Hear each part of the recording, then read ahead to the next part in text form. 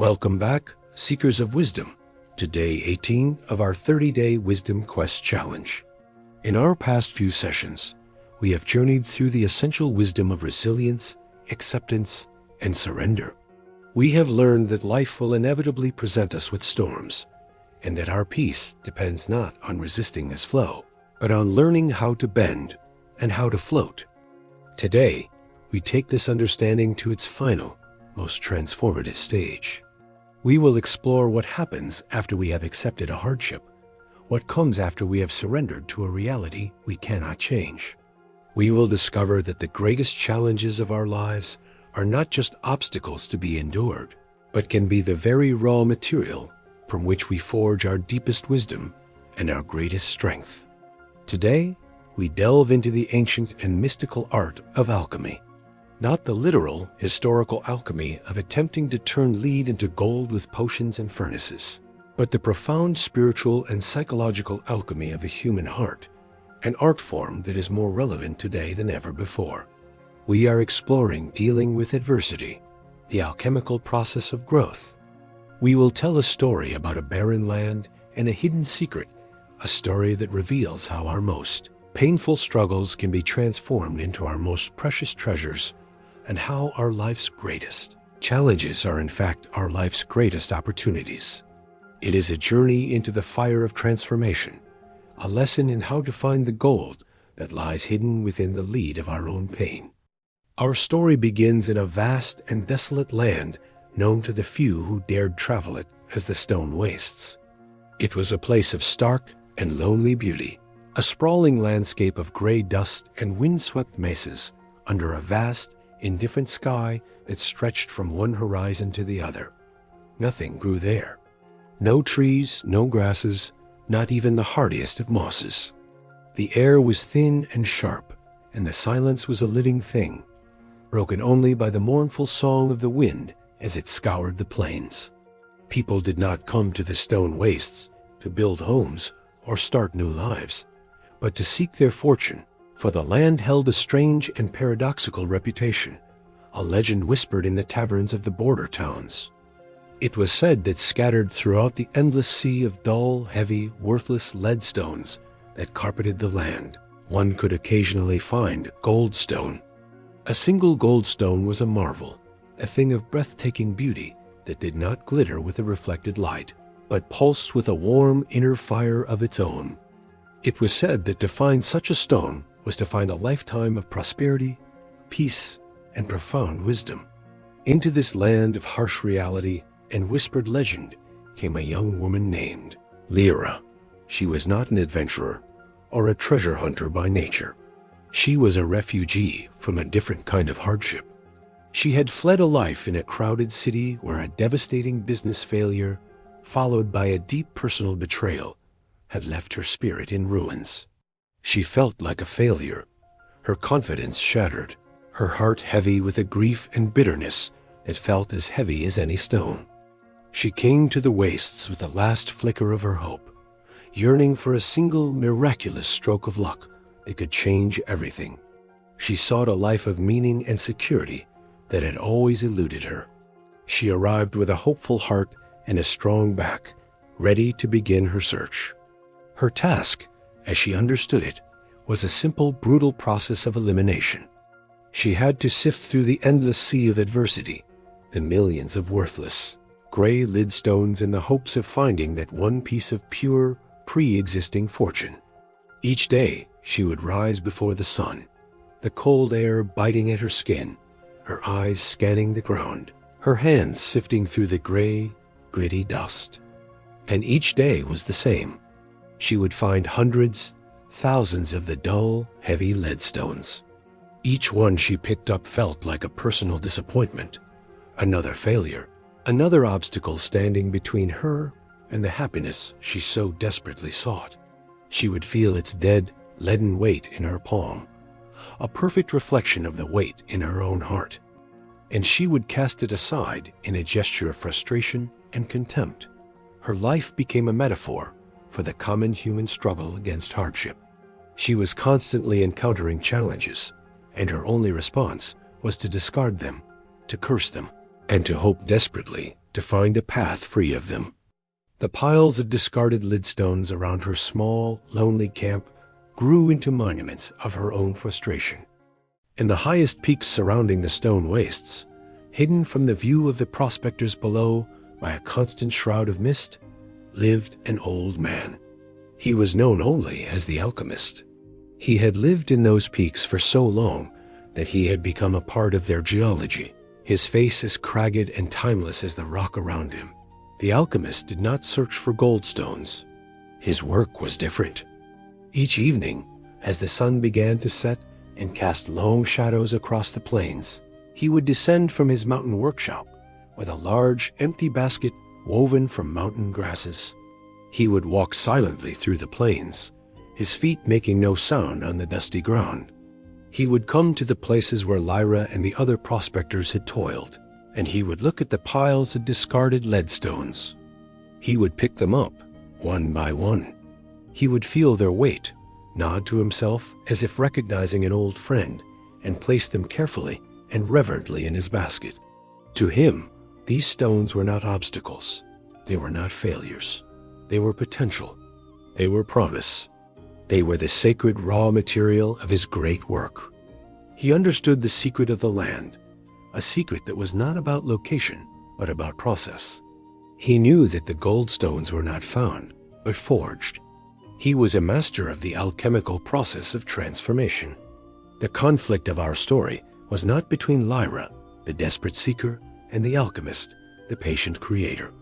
It was between Lyra and her own misunderstanding of the world, a misunderstanding that was causing her immense suffering. Her fruitless search was a manifestation of her core belief that happiness, wisdom, and growth were rare treasures to be discovered out there, hidden amongst the rubble of life's difficulties.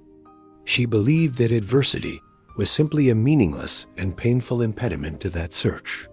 Her internal conflict was between her burning desire for the gold and her deep-seated aversion to the lead, not yet realizing, as the alchemist did, that they were two sides of the same coin, the beginning and the end of the same sacred process. Months turned into a year, and Lyra's hope, once a bright flame, had withered into a pile of cold ash. The stone wastes had given her nothing but calloused hands, an aching back, and a spirit as barren and gray as the land around her. She was defeated. Her resilience was gone. She decided to leave at dawn, to return to the world she had fled, to admit that her quest had been a fool's errand. That night, she sat by her small, lonely fire, staring into the embers, her heart a hollow space within her chest. As she looked up at the vast, star-dusted sky, she saw it, a strange, warm light pulsating from high up on the mountain peaks, a light that seemed to beat in time with a slow, steady heart. It was a light unlike the cold, distant light of the stars. It was alive. Driven by a final desperate flicker of curiosity, a last ember of her former hope, she decided to climb. The climb was arduous, a true challenge in itself. The lower slopes were all loose scree and dust, and she stumbled and fell, her hands raw. Higher up, she navigated treacherous, narrow paths and sharp rocks, the wind threatening to tear her from the mountainside. She kept her eyes fixed on the distant, pulsing glow, using it as her only guide. At last, after hours of grueling effort, she arrived at a hidden crevice, tucked away behind a waterfall of mist. From within this crack in the mountain, the light was emanating, warm and inviting. She peered inside and gasped, her breath catching in her throat. She had found the alchemist's workshop. The cave was a vast, circular chamber, filled with a warm, gentle light that seemed to come from everywhere at once. Its source was breathtaking. All around the room, resting on shells carved into the living rock, were hundreds of gold stones of all shapes and sizes. Some were small, emitting a soft, candle-like glow. Others were large and magnificent, lighting the entire chamber with their brilliant inner fire. It was more treasure than she had ever imagined could exist in one place. But her awe, her momentary joy, quickly curdled into a bitter, acidic resentment. The story she told herself in that instant was one of profound injustice. She stepped into the workshop, her face a mask of accusation, her exhaustion forgotten in her sudden surge of anger. "So this is the secret," she said, her voice trembling with the force of a year's worth of frustration. "This is where all the good fortune has gone. You have been hoarding it all. You have been hiding here in your mountain fortress with all the treasure of the land, while the rest of us break our backs for nothing." The alchemist, who had been sitting quietly in the shadows, emerged into the warm light. He was a man with eyes as old as the mountains, and they held not anger or defensiveness, but a deep and gentle compassion. He did not deny her charge. He simply gestured to a large pile of dull gray lead stones in the corner of his workshop, a pile identical to the ones she had created all across the plains below. "I do not hoard what I find," he said, his voice calm and resonant like a low bell. "I keep what I create." He led her deeper into the cave, to a great stone forge where a fire burned with an intense, white heat that distorted the air around it. Beside it were heavy anvils, strange tongs, powerful presses, and vials of mysterious liquids. This was not a treasure hunter's hideout. It was a workshop of immense effort, skill, and knowledge. "The world has a fundamental secret," the alchemist explained, his voice gentle but firm. "It does not present us with gold. It presents us with lead. The gold is a possibility, a potential locked deep inside the structure of the lead. The treasure is not in the finding. It is in the transformation. This is the core of all psychological frameworks for processing hardship. Seeing the hardship not as the final state, but as the raw material for a future state of growth." He picked up one of the dull lead stones from the pile. It was heavy and lifeless in his hand.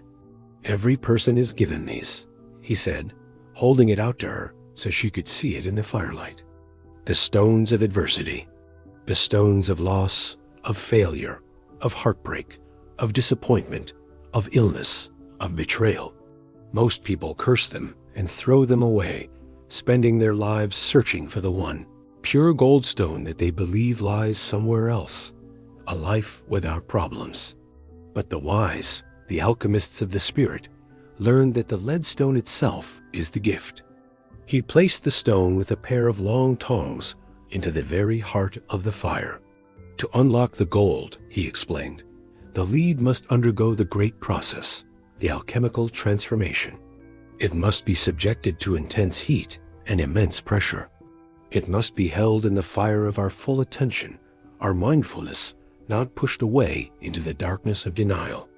It must be squeezed by the press of our most difficult questions, our deepest self-reflection. This is the struggle that no one wants, but that everyone needs for true growth." He worked the bellows, and the fire roared, making the stone glow a menacing, angry red. This fire is the pain of the challenge itself. It is the heat of grief, the burn of shame, the searing pain of loss. The pressure is the difficult work of coping and understanding. You cannot rush it. You cannot avoid it. You must be present with it. You must work with the heat, not run from it. He offered to teach her the process, to share the wisdom he had gained from a lifetime of this difficult work. He told her stories, what he called the ancestry of alchemy. He spoke of historical examples of individuals who thrived in adversity. He told her of a man imprisoned for decades for his political beliefs who used the lead stone of his confinement to forge a wisdom that would heal his entire nation. He spoke of a woman who lost her ability to see, but used the lead stone of her blindness to develop an inner vision that created world-changing ideas. He spoke of artists, scientists, and leaders throughout history whose greatest works were born not from their moments of ease, but directly from their deepest and most painful struggle. He was showing her that this was not just his secret, but a universal human potential. Lyra watched, her skepticism slowly melting in the heat of the forge, replaced by a dawning, terrifying, and exhilarating understanding. She had been searching for a finished product, when all along, life had been handing her the raw materials. The climax of her journey, her true initiation into the art of alchemy, came a week later.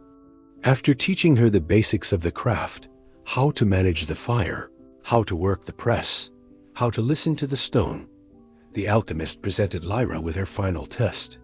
He led her to a massive, ugly, and incredibly heavy leadstone at the back of the cave. It was the one she had found on her very first day in the wastes, the one she had discarded with the most anger and disappointment. It represented her greatest personal adversity, the sum of all her past failures. The final steps of the process are yours to complete alone, the alchemist said. Every alchemist must forge their own gold. He left her, and Lyra stood before the roaring fire, the great leadstone cold and heavy in her hands. She had to face the fire and the pressure herself. The story of her life was no longer about finding something. It was about creating something from the very material she had always rejected. The process was a long and arduous ordeal, a visceral living metaphor for the difficult journey of post-traumatic growth. As she heated the stone in the fire, she felt the heat of her own past traumas, the burning shame of her business failure, the searing pain of her friend's betrayal. As she placed it under the great press, she felt the immense pressure of her own unprocessed grief and sorrow. There were moments when she wanted to give up, to throw the stone aside as she had always done, and run from the fiery pain of the process. The urge to revert to her old pattern of avoidance was immense. But something profound had shifted within her. As she worked, as she stayed with the intense discomfort, she began to have flashes of insight, moments of deep clarity. She was, without realizing it, beginning to reframe her challenges as lessons. She remembered the struggle of her long, lonely journey to the stone wastes, and realized it had given her a self-reliance and strength she never knew she possessed. She remembered the pain of her daily failures in prospecting, and realized it had cultivated in her a deep patience and grit that was now serving her in this delicate work.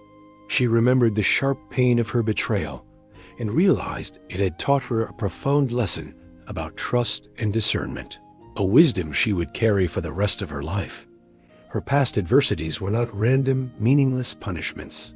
They had been her training. They had been forging the very tools, the resilience, the patience, the humility, the strength that she needed to complete this transformation.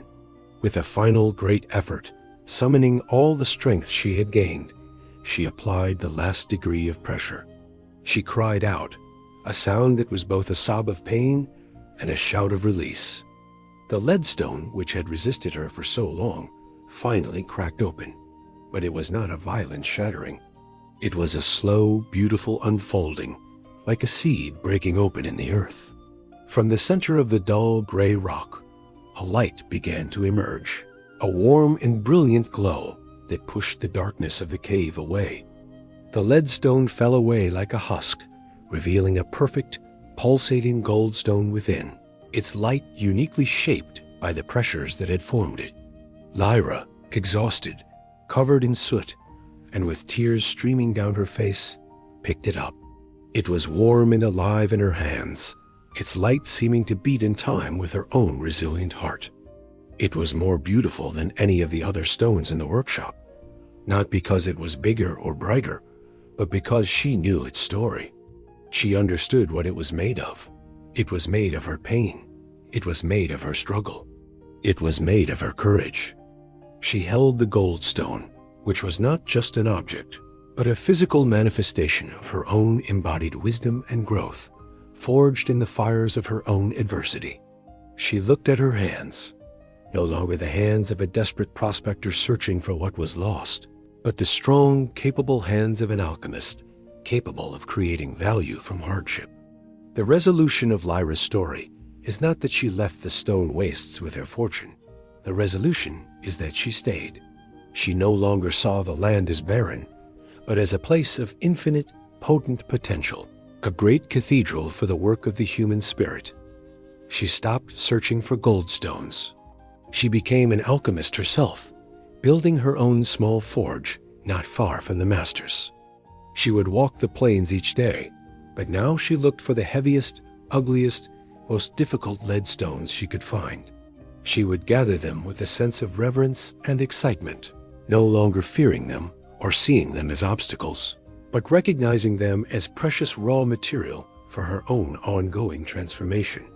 She eventually became a guide for other desperate prospectors who arrived in the wastes, showing them that the gold they sought was not scattered on the ground, but was already in their hands, locked within the leadstones of their own life's challenges.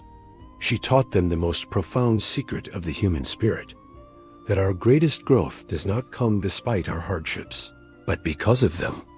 She taught them that wisdom is not found, it is forged. Epilogue. The philosopher's fire years passed. The stone wastes remained unchanged to the untrained eye, still vast, still gray, still fierce and unforgiving. But beneath that silent surface, something had shifted. A pulse, a glow, not in the sky above, nor buried beneath the soil, but in the people who had stayed. A slow-burning fire had taken root, kindled by those who chose transformation over escape, meaning over numbness, and process over perfection. They were not many. They came one by one, scarred, skeptical, searching, and they did not find Lyra. They were found by her.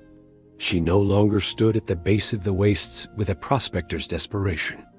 She stood in quiet confidence, tending a small but ever-burning forge, a beacon to those who had reached the end of their endurance and were ready to begin something deeper. They arrived with the same leadstones that once nearly broke her stones of shame, guilt, illness, grief, betrayal, failure. Heavy, cracked, some jagged with unresolved rage, some so smooth from being turned over in worry that they almost looked polished. But Lyra never flinched. She knew those stones well. She had once carried them all. Her forge had no sign. There was no doctrine, no ritual, no promise of prosperity.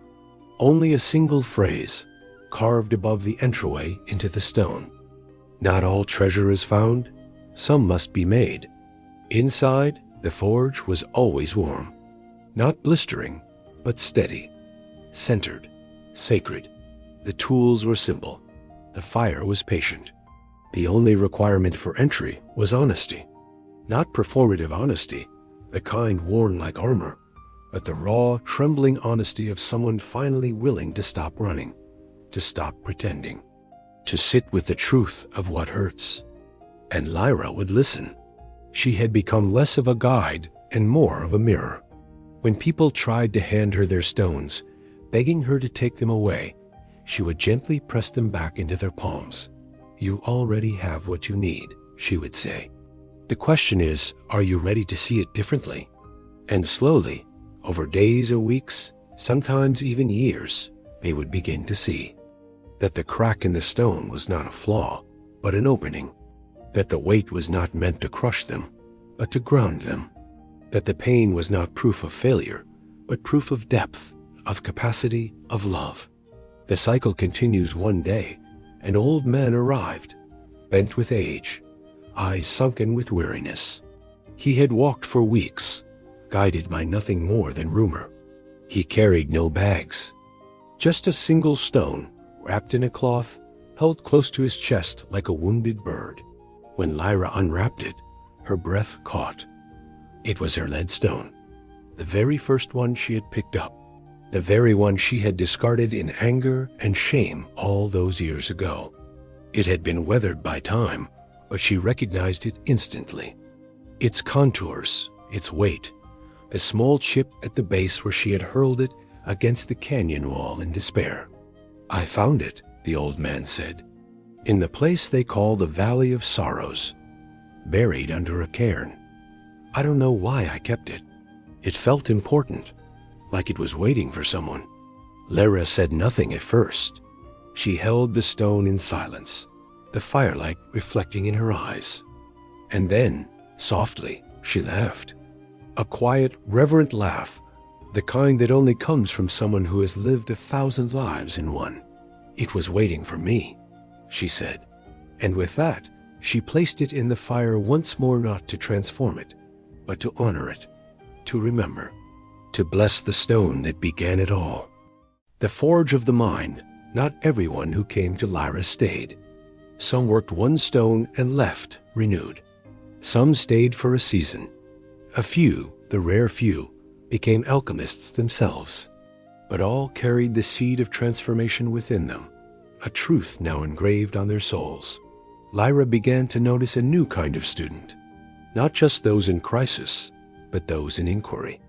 Young seekers who had not yet suffered their great breaking, but who sensed its inevitability. They came not out of desperation, but out of longing, not to escape pain, but to learn how to greet it when it arrived. These were the philosophers, the mystics in training, the engineers of the soul. They did not want treasure. They wanted tools, and Lyra gave them philosophy, not as abstract theory, but as lived fire, as practice. She taught them that every challenge carried within it the possibility of reconstruction. That wisdom is not just insight, it is insight embodied, integrated, and enacted. That alchemy is not only about pain becoming gold, but also about ignorance becoming clarity and fear becoming courage. She began teaching a framework she called the 5 fires of the inner forge. 1. Recognition, naming the stone. What hurts? What memory do you avoid? 2. Containment, creating a vessel to hold the pain without drowning in it. 3. Confrontation, facing it fully, letting the fire burn away illusions. 4. Reconstruction, extracting the insight, the gift, the power. 5. Return, bringing that gold back to the world as service, story, or strength. Each fire had rituals, practices, questions. Each student was taught that growth wasn't linear, it spiraled. That the same wound might return in new forms, but each time it did, the alchemist would meet it with greater skill, greater grace, and greater compassion. A letter to the one who hurts. One quiet evening, Lyra sat by her forge and wrote a letter. Not to a person, but to a feeling, a universal presence she had known all her life. She wrote to the one who hurts. You visit in the dark and call yourself failure. You sit beside me when no one else will, and you whisper that I am broken. But I have learned your true name. You are not punishment. You are process. You are not the absence of love. You are the invitation to deeper love. You are not the end. You are the fire in which I begin again. Thank you for not sparing me. Thank you for burning away who I was not. Thank you for giving me the stone, again and again, until I learned to make it sing. She folded the letter and placed it into the fire. Its ashes rose into the sky like prayers. Legacy in the flame. The day eventually came when Lyra felt her work nearing its end, not because she had nothing left to teach, but because the students no longer needed her presence to learn. The fires she had lit in others had become self-sustaining. Her legacy would not be a book, a monument, or a creed. It would be the quiet strength in someone's voice when they said, I've been through the fire, and I'm still here. She left the forge in the care of a young woman named Enel, a former refugee of war who had turned her trauma into an unshakable wisdom. Enel had found her first goldstone at the age of 14. She knew how to tend the fire. She knew how to listen. Lyra packed only one thing, her own goldstone. She walked beyond the wastes into a new land, a new unknown. Not because she was escaping, but because transformation calls us forward, always. Wherever she went, she carried nothing, except the certainty that no matter what stones life handed her next, she would know what to do. Final words to the seeker. And so, dear seeker, if you find yourself today holding something heavy, something painful, something confusing, something you wish had never come into your life, remember Lyra. Remember the stone wastes. Remember the forge. Do not throw the stone away. Do not curse the weight of it. Hold it. Name it. Work with it. Place it gently into the fire, not to destroy it, but to meet it fully. Let it become what it was always meant to become: a vessel, a lesson, a transformation, a goldstone made by your own hands. And when that goldstone begins to glow, let its light guide others, because this is how the world changes, not from perfection, but from alchemy